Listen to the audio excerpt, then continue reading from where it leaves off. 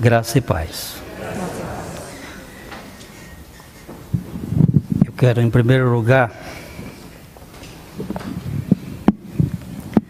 pedir perdão à igreja, porque num domingo que eu estive aqui de olhos vendados, pregando, foi tão bom. Pregar de olhos vedados ou vendados, a gente não enxerga as pessoas. E pelo fato de não enxergar, você não vê determinadas reações. E quando você vê alguma reação que parece assim agressiva, aquilo impacta, porque a pregação, ela não é só chegar na frente e falar.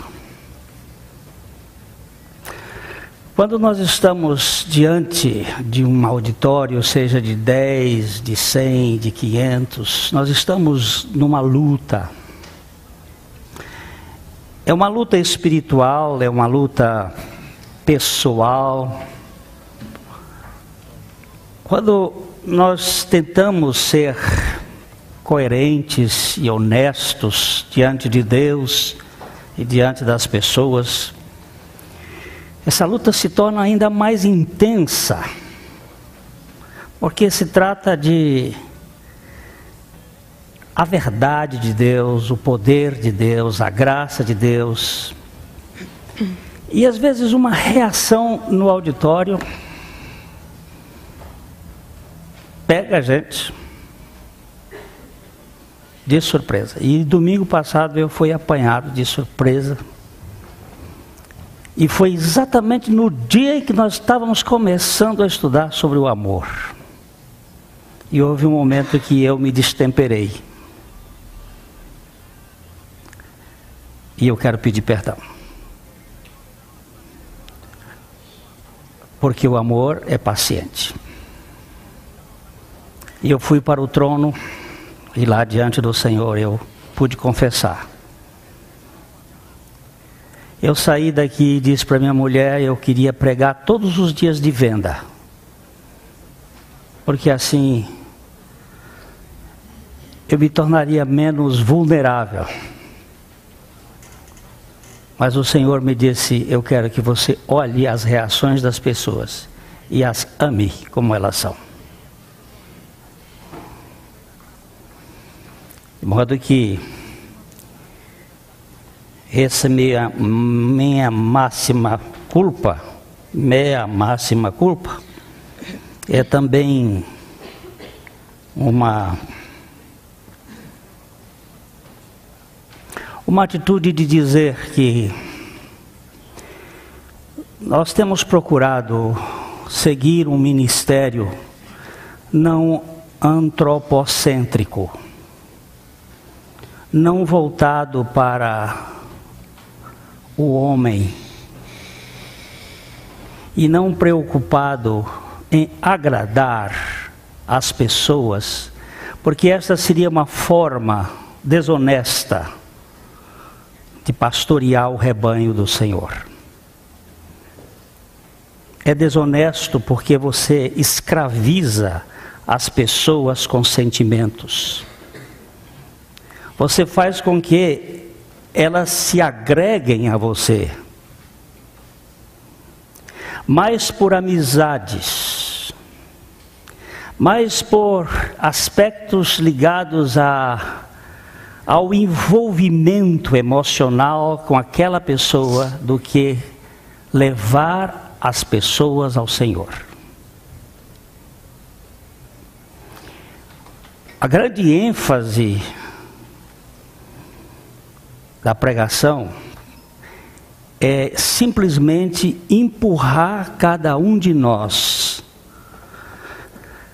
para as águas tranquilas, onde o nosso pastor vai saciar a nossa sede. Hoje à tarde eu falei com a Yara pelo telefone. Ela está em quarentena dentro do hospital por causa do H1N1. E conversando com ela, eu disse: minha filha, este é um lugar muito importante. A solitária, a cafua, o deserto, o lugar sozinho, onde nós aprendemos a ficar só com Deus. O Gabriel está lá com o Cláudio e ela fica pensando nele. E o Cláudio lá também. E é sozinho. Mas esse sozinho com Deus é o grande mistério da nossa fé. É aí que começa a intimidade. Quando você não tem ninguém por você. Quando você não recorre mais a ninguém. Quando você fica você e Deus. Nós temos começado com os homens um projeto de ler um livro de Andrew Murray, Com Cristo na Escola em Oração. Este livro, os que chegaram aqui já foram. Eu acho que hoje já acabou, já pedimos mais. Eu gostaria que todos os irmãos pudessem ler esse livro, estudar esse livro e andar com aquele velho pregador do século XIX e XX, início do século XX. Ele morreu em 1917 e escreveu esse livro em 1895. Mas ele ensina de uma maneira muito prática como que nós podemos andar no lugar solitário, no nosso quarto, com Deus. E é isto que eu mais preciso, e você também. Nós vivemos no meio de uma multidão solitários, acotovelando com pessoas e andando com pessoas, mas somos solitários. Nascemos sozinhos, morreremos sozinhos. Ainda que é importante a relação gregária, ela não satisfaz o vazio de nossa alma. Blaise Pascal, aquele filósofo e matemático francês, ele clamou por Deus por muito tempo, até o dia que o Senhor veio e se manifestou a ele. E ele disse uma das frases nos seus pensamentos. Ele tem uma frase que ele diz assim: nós temos um buraco do tamanho de Deus dentro de nós, que não será preenchido com outra coisa qualquer, senão com o próprio Deus. Esse vazio de Deus, nada nesse mundo vai nos satisfazer. Nada. Minha alma tem sede de Deus e do Deus vivo. E por esta razão, nós não queremos usar métodos manipulatórios de pessoas. Não queremos ser simplesmente pessoas que agradem pessoas para fazer delas eleitores pessoais. Mas que estas pessoas possam se abeberar da única fonte que sacia a nossa alma, que é Cristo. Eu estava dizendo para os nossos companheiros de ministério que nós somos aqueles cachorrinhos que os pastores usam para cuidar do rebanho. Existem aqueles cachorros pastores, tem o pastor belga, tem o pastor alemão, tem o pastor holandês, tem o pastor piauiense, tem o pastor... são tipos de cachorro. Que você, o pastor do rebanho, quando uma ovelha corre para ali, ele bate a palma assim, aquele cachorrinho corre lá e faz com que aquela ovelha volte para o rebanho.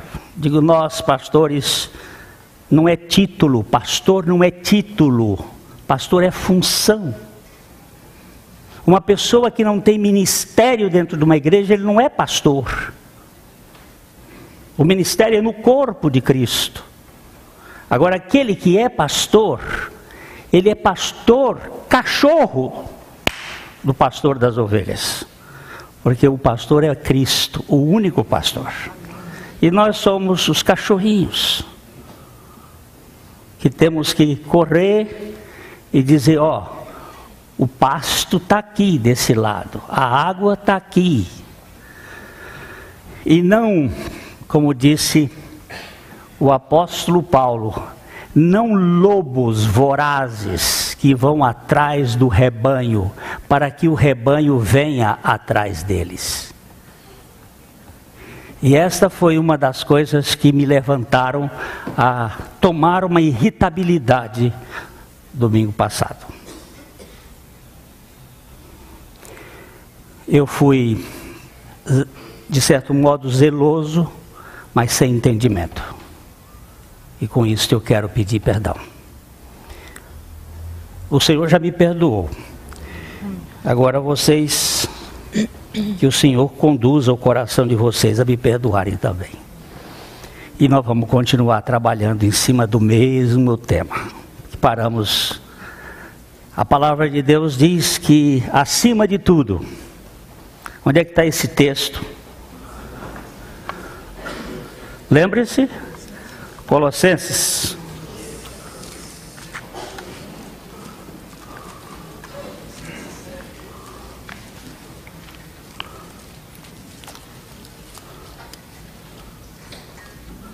Capítulo 3,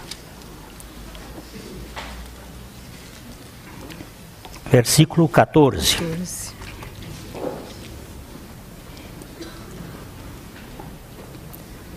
Acima de tudo, porém, esteja o amor, que é o vínculo da perfeição.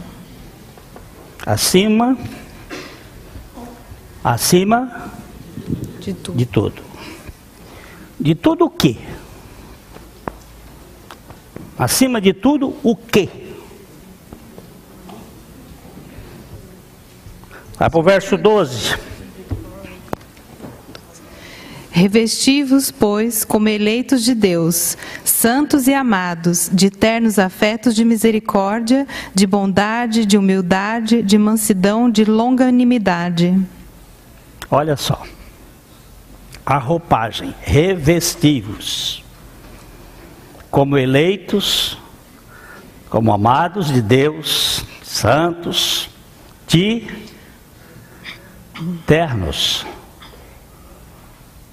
Mas não é terno, Armani.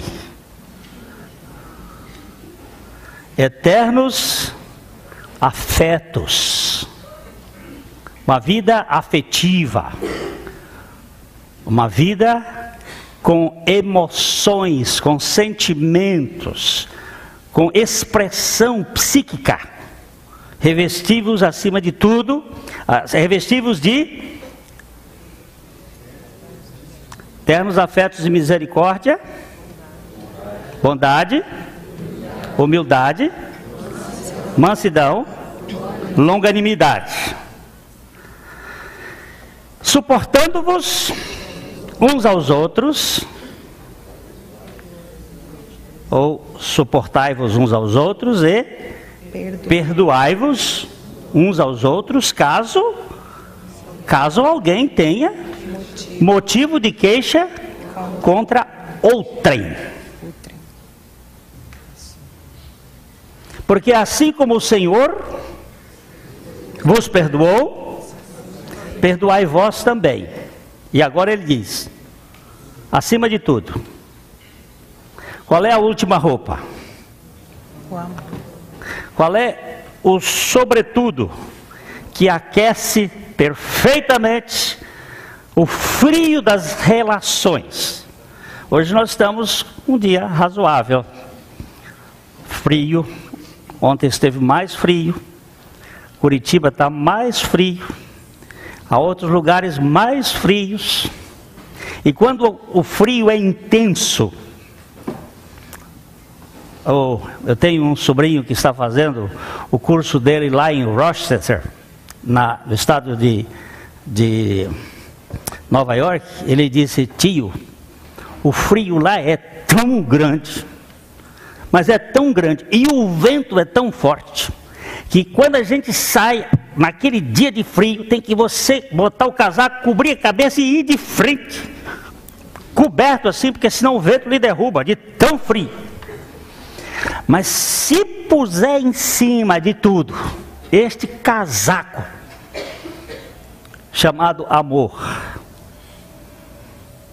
acima de tudo, revesti-vos com o amor, que é o vínculo da perfeição. Nós já vimos aqui que o amor é a própria essência de Deus. Deus é amor. Então vamos orar.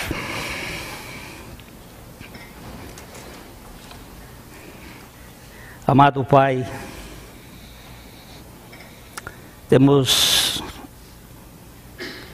conhecido pela palavra que Tu és amor, que Tu amas com amor eterno, que Tu amas incondicionalmente e que Tu derramas nos nossos corações o Teu amor. E é isto que nós queremos. Queremos ser vestidos com a roupa do Teu caráter. Vem, Pai, nos conquistar para Ti mesmo inteiramente. Reveste-nos com o Teu Espírito Santo, em amor, para Ti, para contigo, para com os irmãos, para com os inimigos, conforme o Senhor declara na Tua palavra. Concede-nos isto, em nome de Jesus. Amém. 2 homens estavam sentados na praça, conversando. Um ateu e o outro cristão, tentando converter o ateu. E o cristão tinha uma mensagem muito contundente, pesada, acusatória. E de certo momento, o ateu disse: eu já li também muito o livro de vocês. E tem um versículo lá que diz que Deus odiou o mundo de tal maneira que Ele mandou o Seu Filho ao mundo para condenar o mundo. O cristão disse: não, você nunca leu a Bíblia. Disse: já li muito a Bíblia. Aliás, eu quero dizer para você que eu nasci num lar cristão. E os meus pais eram cristãos. E eu fui educado na escola dominical. Então você nunca leu a Bíblia? Ele disse: já, várias vezes. Está lá escrito isto.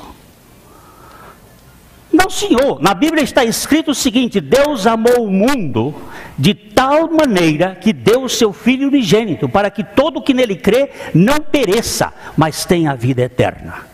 Ele disse: é isso que está na sua cabeça, mas não é isso que está no seu coração. Você sabe isso de cor. Mas durante todo o tempo que você esteve conversando comigo aqui, você foi um acusador. Como todos os cristãos que eu conheço são acusadores.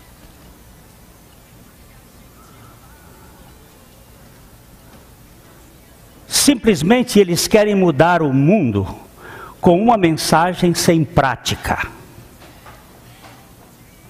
Eles falam de uma coisa, vocês, dizia o ateu, vocês falam de uma coisa que vocês não praticam.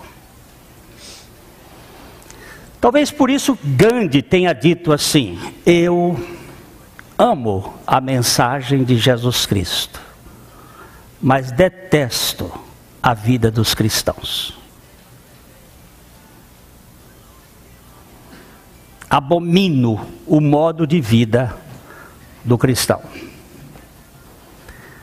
Deus amou o mundo. Que tipo de amor é este? Como é que é amor? O que é amor?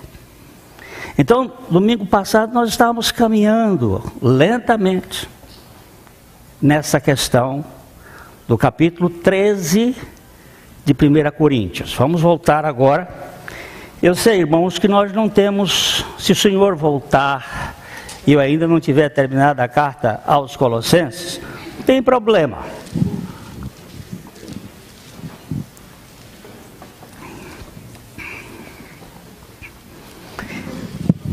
Vamos fazer um pouquinho de retrocesso, começando no versículo,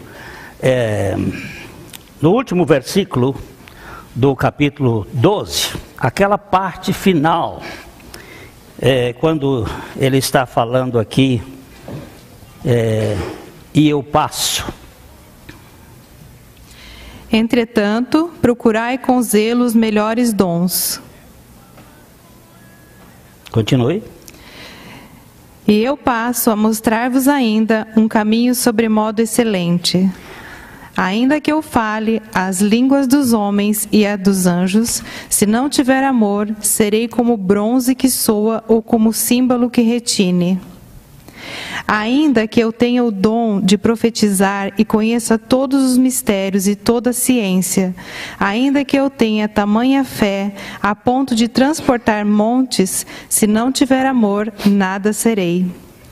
E ainda que eu distribua todos os meus bens entre os pobres, e ainda que entregue o meu próprio corpo para ser queimado, se não tiver amor, nada disso me aproveitará. Vamos parar aqui. Nesses 3 versículos, o apóstolo Paulo levanta alguns pilares do amor. E ele diz que eu posso ter toda a cultura. Nós vimos que houve um homem aí que falou mais de 120 línguas. Outros falavam 80, outros falavam 60. Ele disse, ainda que eu fale ainda que eu seja um Google no conhecimento de todas as línguas, que é só você clicar e sai a linguagem, faltando amor, falta tudo. Falta tudo. Como é que eu sou quando eu falo com as pessoas? Que nível de sensibilidade eu tenho ao me encontrar com as pessoas? Eu sou um crítico, um acusador, uma pessoa que debocha, que ridiculariza, que menospreza. Puxa, você está com uma cara de abatido? Você está com uma roupa de... Como é que eu vou quando eu vou me encontrar com as pessoas? Estou falando com elas, mas que tipo de discurso é o meu quando eu encontro com as pessoas? É um discurso de cura ou de doença?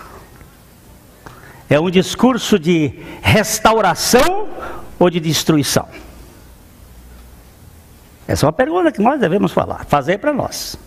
Como é que eu estou me aproximando das pessoas com a minha conversa, com a minha fala? Hoje, a doutora Yara me disse uma coisa que me foi interessante. Ela disse: Glênio, por um lado, tem sido difícil eu estar aqui sozinho. Eu pedi permissão para ela para falar isso aqui à igreja. De um lado, isso tem sido muito difícil ficar sozinha. Mas do outro lado, tem sido muito bom, por uma razão. Muitas pessoas, quando vão visitar doentes, ao invés de elas ajudarem o doente, elas adoecem mais o doente. Ao invés de eles serem porta-vozes de uma boa notícia de restauração, eles são verdadeiros coveiros de sepultamento. Eles só falam de morte. Fulano morreu dessa gripe, o outro está aleijado, o outro ficou de um jeito. Quer dizer, que tipo de linguagem que eu estou falando quando eu me aproximo das pessoas? É uma linguagem de amor, de restauração, de cuidado, de ternura? Que tipo? Como é que Deus fala comigo? Essa é uma questão que nós precisamos levantar. Irmãos, eu uma vez cheguei no hospital evangélico para visitar uma senhora. Ela estava da cor deste papel aqui. E quando eu entrei, ela disse: Pastor Glênio, foi Deus que mandou o senhor aqui agora. Eu digo: opa, mandado por Deus é coisa muito boa. Eu disse: o que está acontecendo? Ela disse: olha, saiu aqui um grupo de mulheres que esteve me visitando aqui, minha cunhada e outras, não sei o que e tal. Olha, eu saí, já estou sentindo o cheiro da mortalha. Só falaram de morte, de doença, que não sei quem morreu com a mesma doença que eu estou. Eu digo: esses são os péssimos pregadores da destruição, e estão cheios. Você está falido, fulano. E você, meu irmão, que tamanho de língua é a sua? Ainda que eu fale a língua dos anjos e dos homens, se não tiver amor. Depois ele disse: ainda que eu tenha o dom de profetizar e conheça todos os mistérios e toda a ciência. E aqui tem muita gente que tem conhecimentos e tem ciência e conhece mistérios, mas são pregadores da destruição, da morte. Para a internet, tem uma irmã que me escreveu uma carta pedindo para que eu falasse sobre o inferno. Eu vou falar um dia desses, minha irmã, sobre o inferno. Mas eu prefiro mais falar sobre o amor de Deus do que sobre o inferno. Porque um dia um juiz de direito me disse o seguinte: eu quero ir para Deus não por medo, mas por causa do seu amor. Eu não quero ir para Deus porque estou com medo do fogo do inferno, mas sim porque eu estou sendo atraído pelo amor dele. Aquilo me chamou muita atenção. Muita atenção. Porque há muitas pessoas que correm para o religioso mais por interesses e por medo do que por um relacionamento de intimidade com o Pai de toda a graça. E isto que está me fascinando o coração nesses dias. É esse amor de Deus, é a sua graça. E Paulo disse: ainda que eu distribua os meus bens para os pobres, filantropia, beneficência, bondade, aquele que é esmoler. Esmoler não é quem pede esmola, não, é quem dá esmola. Posso fazer tudo isto, mas se não tiver amor, não tem valor nenhum. Agora vamos ver as características do amor. Versículo 4.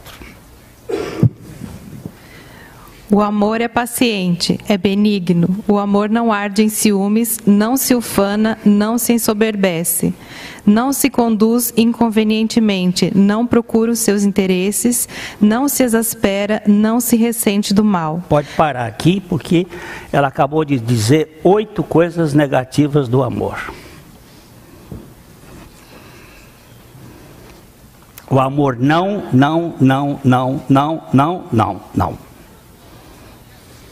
Mas antes do amor não, o amor sim.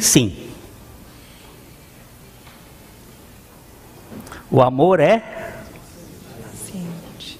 O amor é Paciente. O amor é, primeira? Paciente. Paciente. Outra versão diz o amor é sofredor. O amor é sofredor. O amor é paciente. O amor é macrothumel. Macrothumel. O amor é esticado. Quanto mais você puxa, mais ele se estica. Mais ele vai longe. O amor não tem pavio curto. Quem tem pavio curto é a paixão, não o amor. O amor não é temperamental. Esta é a primeira característica do amor. O amor, ele vai longe para nos restaurar. Veja o capítulo 2 de Romanos, verso 4.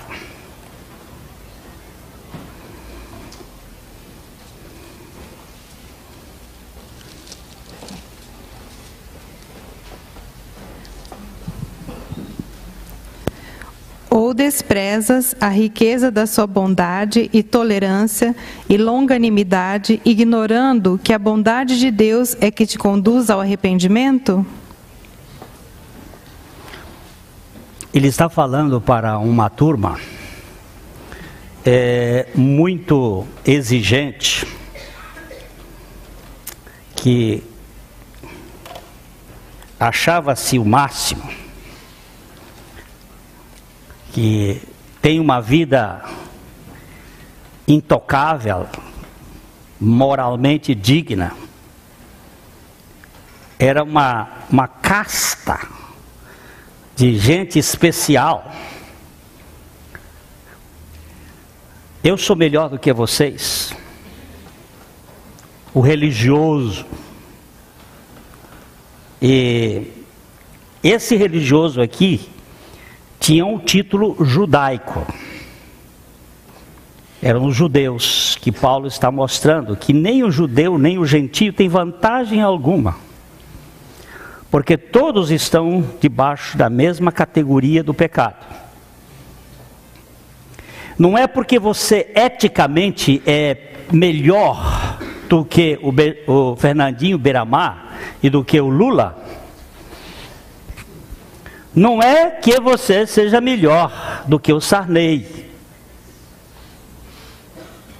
e do que o Glênio.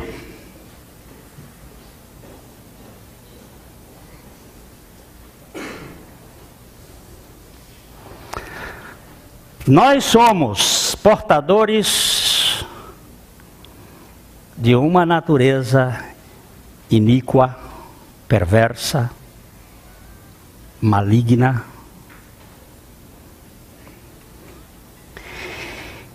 E só uma coisa pode ser analisada nesta questão do amor: é a sua longanimidade, a sua paciência, a sua capacidade de sofrer para buscar aquele que ama. O Dagô, hoje pela manhã, o pastor Dagoberto, na intimidade mais nosso irmão Dagô, ele foi muito precioso ao analisar a questão do filho pródigo e a sua sopa de bolotas. E que nós muitas vezes aqui neste mundo hoje nós estamos indo aos restaurantes de porco, comer a lavagem que o mundo nos oferece, e esquecemos que na casa de nosso Pai tem bezerro cevado e tem festa de acolhimento, e que nós precisamos dessa intimidade com o nosso Pai. Indo todo sujo, cheirando a porco, maltrapilho, com os pés descalços, mas acolhidos e recebidos. Eles não tinham medo, aquele pai não tinha medo de H1N1, de gripe de suína. Ele era o pai que estava pronto a pegar aquele porco sujo e lavá-lo, e limpá-lo, e restaurá-lo. O que é isto? É esta bondade, é a riqueza da sua bondade, tolerância, e esta palavra longanimidade, macrothumia. Macrothumel é o verbo, é benigno, é longânimo, é. Agora macrothumia é o substantivo, a longanimidade. Deus vai. O Dagô trouxe, pastor Dagoberto, Dagô mesmo, ele trouxe um filme que foi passado aqui, da história de um pai. Eu já vi aquele filme,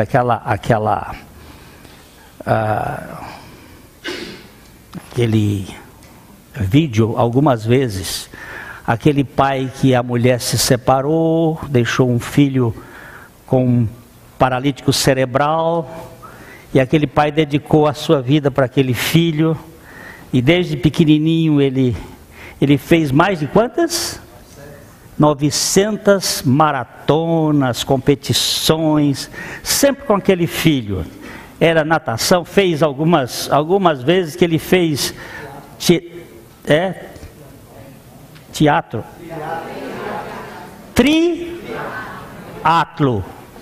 Triatlo, que é uma das coisas mais terríveis. É maratona, é não sei quantos metros correndo, é não sei quanto de bicicleta. E esse homem fazia com aquele menino, hoje rapaz, ele é uma pessoa que depende tudo dele. E ele faz com alegria. E ele disse: olha, se um pai humano faz isso pelo filho, quanto é que meu pai faz por mim? Sujo, sórdido. Quanto é que ele faz? Brennan Manning tem um filmezinho dele no YouTube, que ele fala sobre quando você chegar lá no céu, que Deus vai fazer só uma pergunta para você. Ele vai perguntar para você, depois de tudo, você sabe o quanto te amo, o quanto eu te amei? Você sabe o quanto é que eu te amei? E quanto eu te amo? Você tem noção do que é o amor de Deus?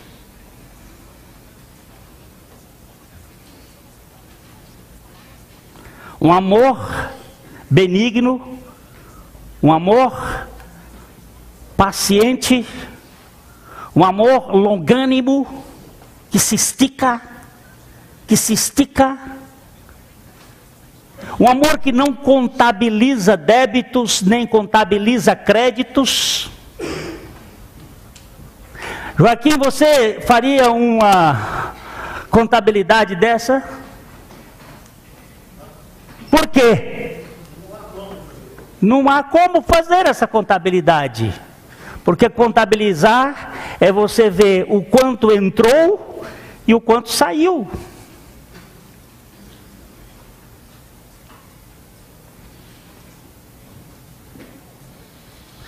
E se Deus perguntar para você assim: Hildo, você sabe o quanto eu amo você?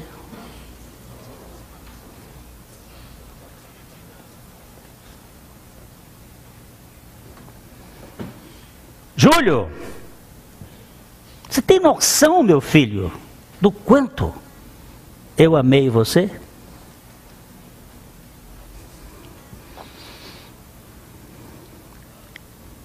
Este amor, a riqueza, ou desprezas tu a riqueza da sua bondade e tolerância e longanimidade, ignorando que a bondade de Deus, não a severidade de Deus, a bondade de Deus é que te conduz ao arrependimento.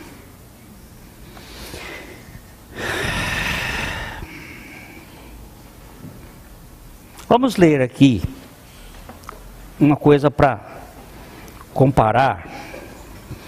Efésios capítulo 4, versos de 1 a 3.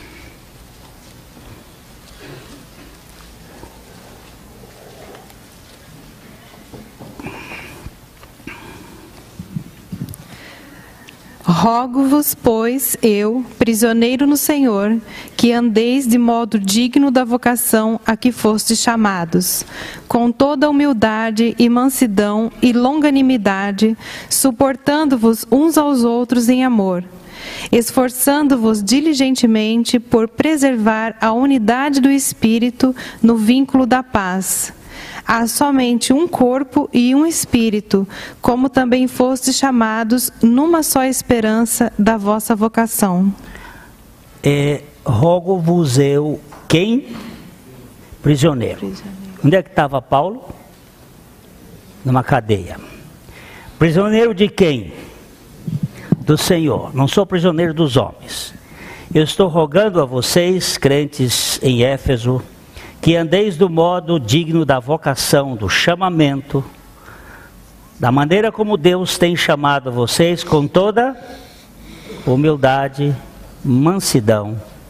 E essa palavra, que é a mesma palavra para o amor, é benigno, é paciente, é sofredor. O amor suporta, vai longe, vai longe. Vai longe. Pastor Humberto me deu uns CDs da Bíblia em inglês, NVI, para eu treinar o meu ouvido.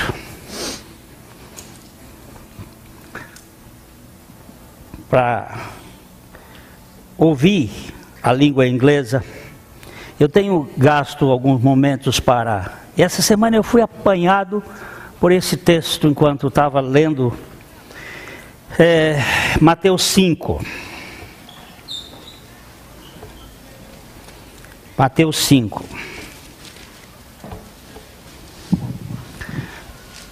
Vamos ler os versos 43 até 48. Ouviste que foi dito: amarás o teu próximo e odiarás o teu inimigo. Isto aqui é aquilo que dizia a lei, ou seja, aquilo que dizia a linguagem da lei de Talião: olho por olho, dente por dente. Ouviste o que foi dito aos antigos: amarás o teu próximo e detestarás o teu inimigo. O inimigo tem que ser alijado. Então, vamos ver o que Jesus diz. Eu, porém, vos digo, amai os vossos inimigos e orai pelos que vos perseguem, para que vos torneis filhos do vosso Pai Celeste, porque Ele faz nascer o seu sol sobre maus e bons, e vir chuva sobre justos e injustos. Porque se amardes os que vos amam, que recompensa tendes? Não fazem os publicanos também o mesmo? E se saudardes somente os vossos irmãos, que fazeis demais? Não fazem os gentios também o mesmo? Portanto, sede vós perfeitos, como é perfeito o vosso Pai Celeste. Você viu essa palavra aqui? Parece que é impossível para nós? Lógico que é impossível. Tenta alguém fazer isso aqui. Experimenta fazer isso aqui. Saúde.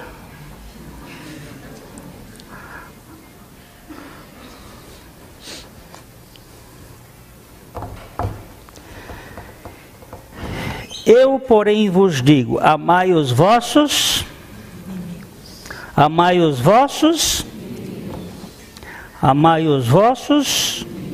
que coisa mais... Amar quem? O senhor está dizendo o quê? Quer dizer que eu tenho que amar meu inimigo? Aquele que não gosta de mim? O senhor está ficando doido? Não. Eu não consigo. É a mesma coisa que você dizer a um aleijado: ó, você agora vai correr uma maratona com as pessoas boas. Hein? Ah, com aquele corredorzão lá. É isso aí. Vai correr uma maratona com ele. Como é que dá para correr? Mas se ele está dizendo isso, é porque ele deve estar capacitando a pessoa para fazer isso. Nenhum ser normal pode exigir de alguém alguma coisa que ele é incapaz de fazer. E vamos imaginar que alguém diga para mim o seguinte: você agora compre, dá um negócio bem caro aí para eu comprar.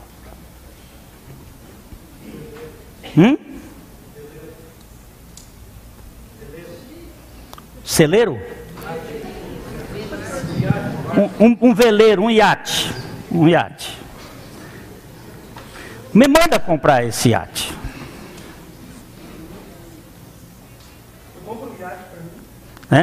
Para eu comprar um iate? Então me dá o dinheiro. Como é que alguém pode me pedir para fazer uma coisa que eu não tenho condições de fazer? Se ele disse, amai os vossos inimigos, sem dúvida nenhuma, ele vai providenciar cacife para que eu possa amar, condições para que eu possa amar.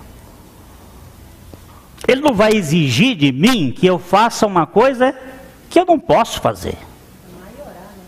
Pois é. Parece que orar é mais fácil, porque é de longe. A gente ora pelo inimigo que está lá do outro lado do rio, ele não está do lado de cá. E o rio é largo. Ó Senhor, abençoa aquele inimigo. Mas para trazer o cara para comer na minha mesa, preparas uma mesa com a presença dos meus inimigos? Isso não. Trazer o inimigo para sentar na mesa e comer comigo?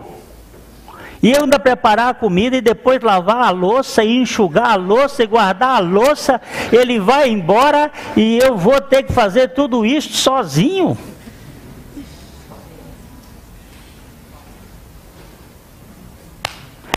E agora eu vou contar isso aqui porque uma esposa o casal está aqui hoje, e ontem a minha esposa fez um chá para as suas amigas da bolacha. As amigas da bolacha é um grupo que se reúne desde quando elas eram professoras no Vicente Rijo, many years ago. E são muito amigas e de vez em quando elas se reúnem. E ontem 10 delas estiveram lá em casa e foram tomar. E a minha esposa é muito caprichosa, faz umas coisas assim bonitinhas e tal. Terminando, elas estavam conversando, eu fui fazer esteira, depois fui tomar banho, fui ler a Bíblia. E elas estavam falando, desde 4 horas, já era quase 9 horas da noite. E eu sabia que a coisa ia ficar grande. Então eu disse, Senhor, o que eu vou fazer agora? Ele disse, vai agora lavar a louça para ela. Ela fez as unhas essa semana, estava arrumadinha, sexta-feira, então tem que lavar a louça. Quando eu entrei, comecei a pegar as coisas para ir levar para a pia. Esta senhora que está aqui disse, você fala para o meu marido, você conta isso para o meu marido, que você está lavando a louça aí para a sua mulher. Eu disse, não é para ela. Eu vou falar isso depois, eu estou fazendo isso para a glória de Deus. Porque eu tenho aprendido que quer comais, quer bebais ou façais outra coisa qualquer, fazei para a glória dele. Lógico que eu vou beneficiar a minha esposa. Mas antes de beneficiar a minha esposa, eu tenho que fazer, se eu não fizer de alegria e de coração, aquilo vai ser simplesmente para mostrar que eu estou fazendo. E eu estou contando isso hoje porque ela está aqui, ela quer que o marido dela saiba, e eu estou falando especialmente para o marido dela. Ela já está passando a mão na cabeça dele ali, viu? Mas o que eu estou dizendo é o seguinte: eu vou trazer esse meu inimigo, vou botar uma mesa bonita para ele, vou preparar a comida para ele, depois eu vou lavar prato de 10 pessoas com xícara, garfo, colher, a pia ficou cheia, e depois enxugar tudo e guardar para inimigo. O senhor está exigindo muito, né? Você sabe o quanto Deus amou por você? Ele amou de tal maneira. Ele não deu um jantar. Ele não deu um café para 10 amigas. Ele deu a expressão máxima do seu amor. E aí ele diz assim: olha, eu não sei, eu fiquei preso nesse versículo 45. Já vou terminar, irmãozinhos. Tenham paciência. O verso 45, o verso 46 diz: porém vos digo, amai os vossos inimigos, orai pelos que vos perseguem, para que vos torneis filhos do vosso Pai Celeste. Eu não sei se esta tradução está devidamente correta, ou se esta tradução seria: porque sois filhos do vosso Pai Celeste.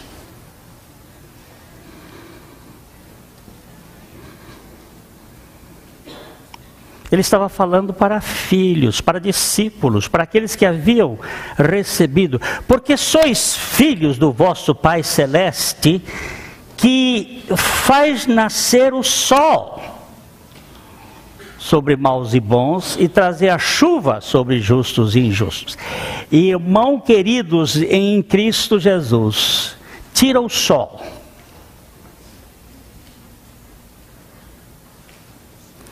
Tira o sol deste universo, dessa relação. O que vai sobrar de nós aqui? Tem gente que não avalia o valor do sol.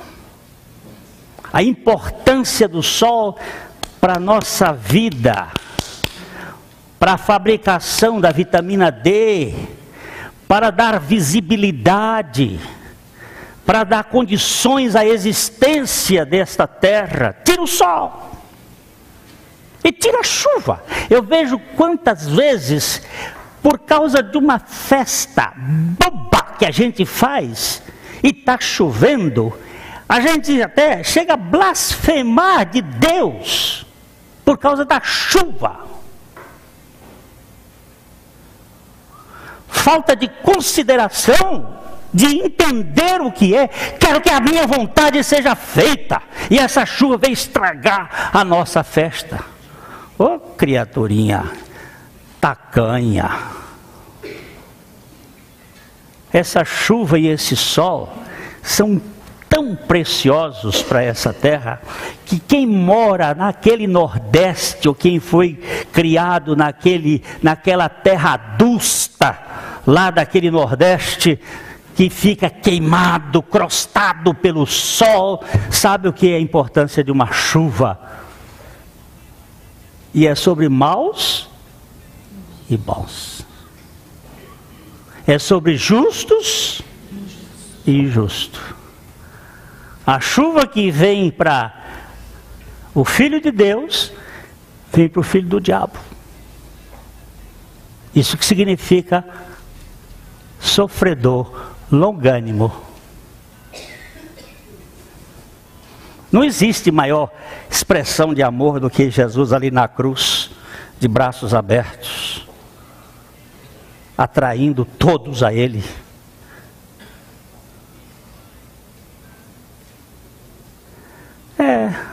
Hoje um irmão disse assim, já descobriram cientificamente ou psicologicamente, por que Pedro negou Jesus? Por quê? Porque ele curou a sogra.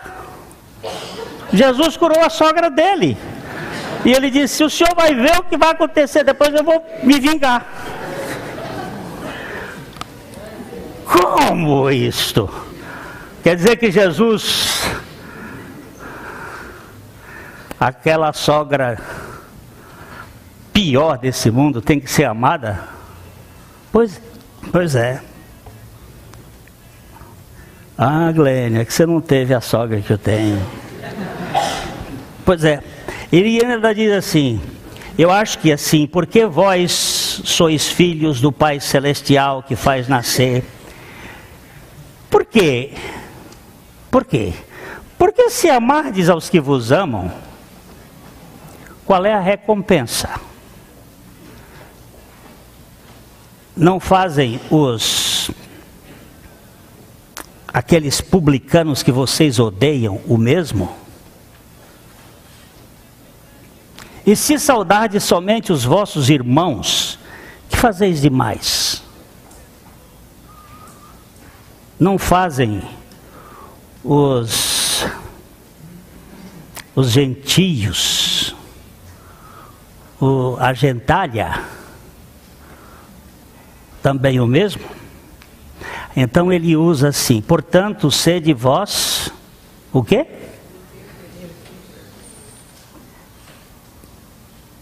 Sabe o que significa essa palavra? Teleios.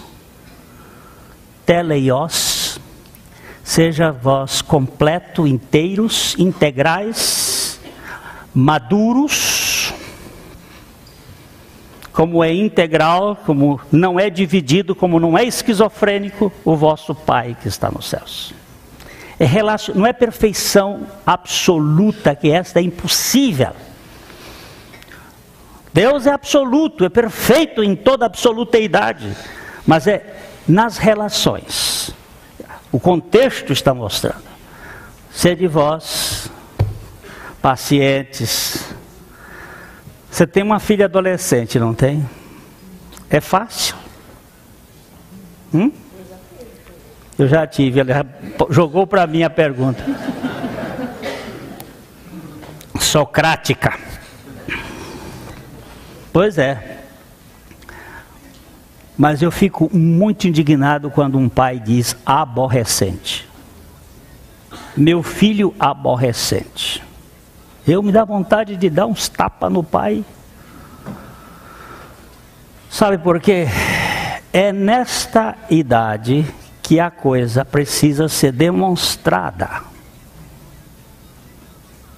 Na paciência, na tolerância, no amor. Esticado.